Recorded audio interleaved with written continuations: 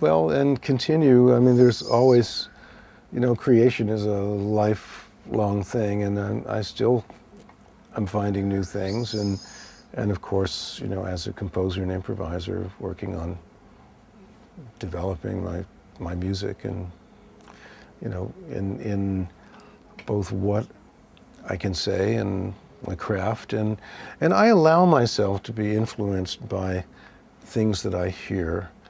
I mean, if it's worthwhile, if I feel so compelled that I really want to listen to something a lot, well then why shouldn't it be in my music in some way? And one of the beauties of a life in music is that you get the time to really investigate and hear a lot of different things.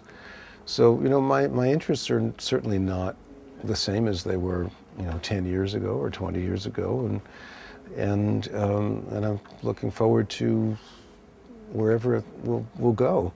So, when one of my students turned me on to Metallica, I mean, he thought it was hilarious that I went in deep,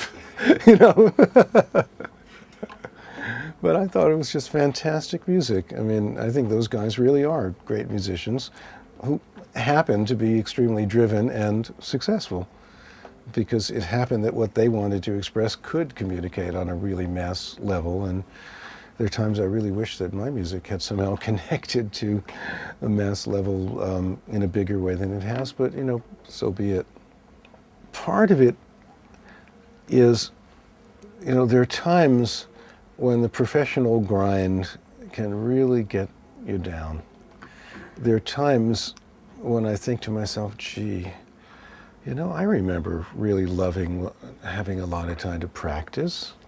I mean, I don't have the kind of time to practice that I did in my 20s. Those oceans of time. I mean, I'm glad that I'm busier, I really am, but, I miss that.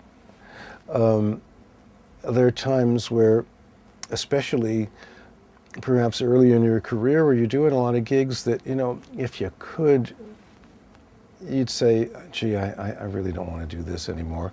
I'd like to focus there. But you can't, because you can't afford it to. So, and far better to be there playing than not playing.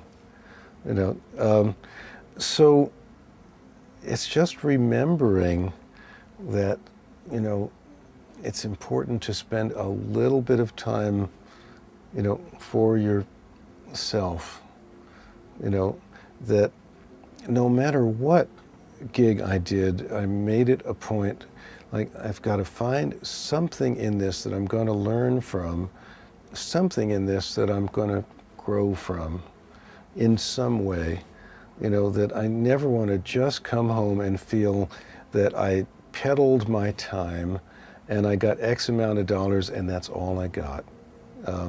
That's the kiss of death, and it's a long, slow death.